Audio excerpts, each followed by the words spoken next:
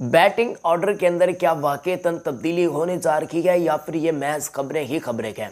Opening position क्या मोहम्मद रिजवान और बाबर आजम क्या वाकईतन नहीं कर पाएंगे।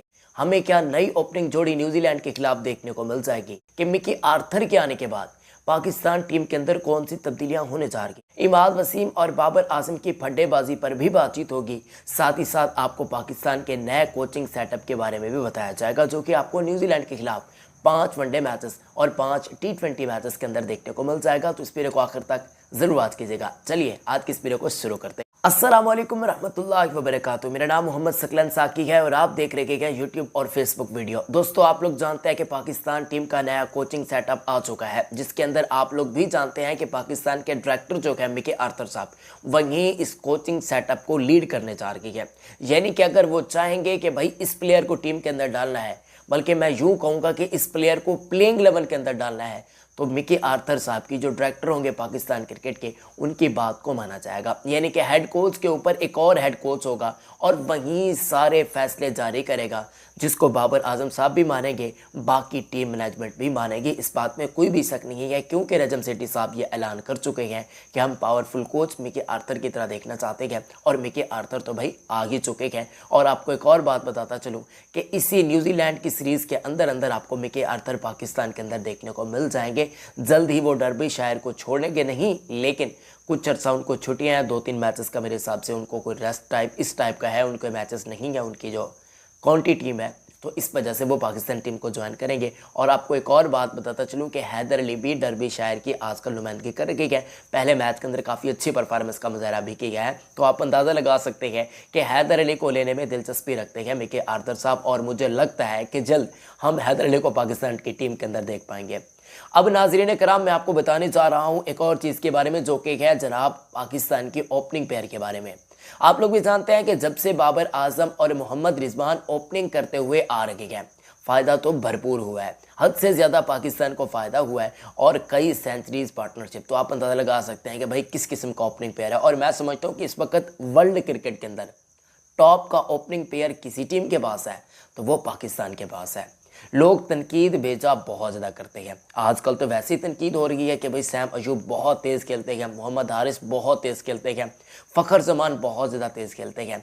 तो क्या ऐसे में ओपनिंग स्लॉट तब्दील हो जाएगा और मिकी आर्थर भी बाबर आजम और मोहम्मद रिजवान की ओपनिंग पार्टनरशिप पर काफ़ी ज़्यादा तनकीद।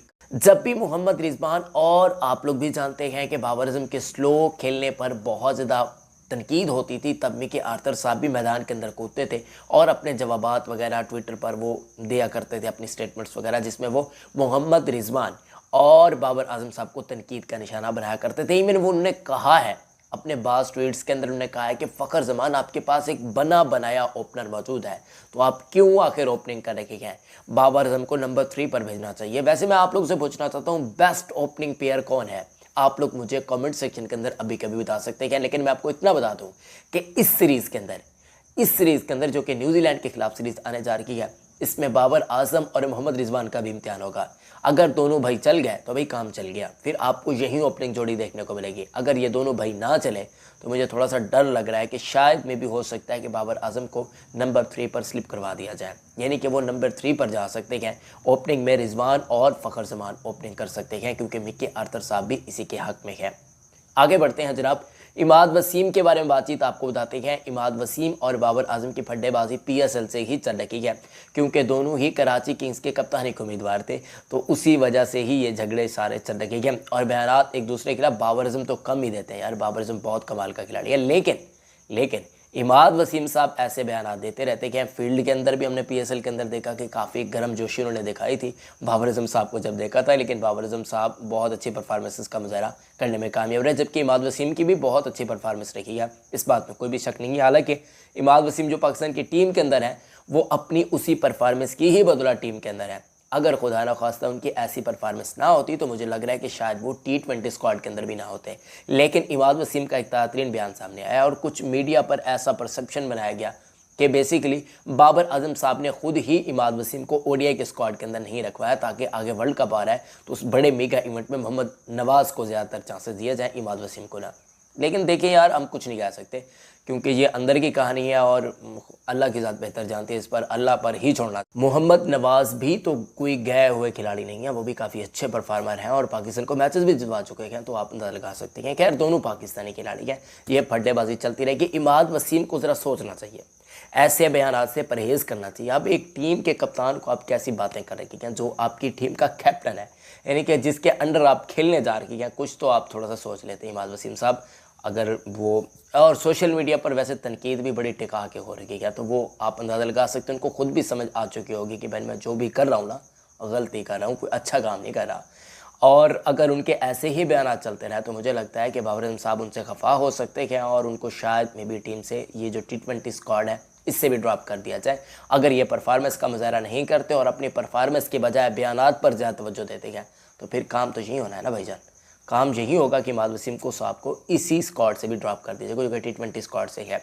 हालांकि उन्होंने कहा कि अगर मुझे फिर टीम से ड्रॉप करने की कोशिश की गई तो मैं इनके खिलाफ एक्शन लूँगा। अब कहाँ पर आप एक्शन लेंगे? ICC के अंदर जाएंगे, ICC डायरेक्ट कहेगा भाई अपने मुल्क को आप खुद ही जानो, वो आपका बोर्ड है, आप खुद ही संभालो। आप पुलिस में जाकर कहेंगे तो पुलिस वाला कौन आपकी सुनेगा?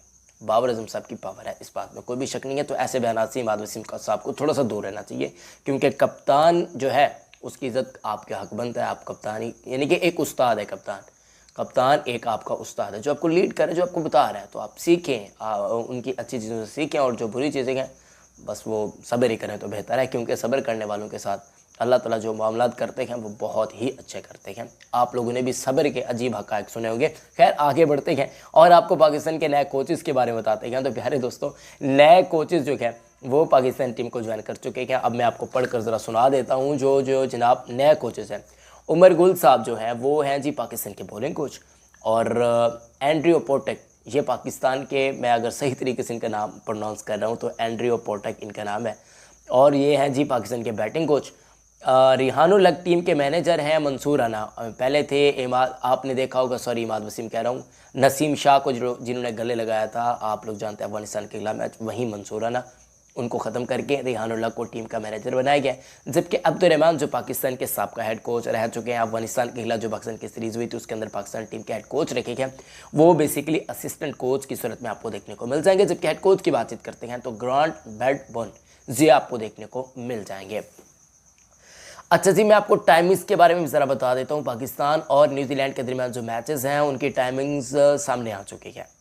जो T20 मुकाबले होंगे वो आपको रात के 9 बजे देखने को मिलते हैं। अक्सर बंदे आप लोग भी जानते हैं कि तरावी वगैरह के अंदर मसरूफ़ होते हैं, जो कि अच्छी बात है, और मैं खुद अच्छा पर्सनली तौर पर नहीं समझता कि यार मैचेस होने चाहिए माह रमज़ान के अंदर, क्योंकि ये थोड़ा सा खिलाफ हो जाता है। अब ऐसा नहीं होना चाहिए, जैसा हमारा मुल्क है, खैर कुछ नहीं कर सकते, अब जो कर रखे हैं बस अल्लाह पाक उनको हिदायत दे।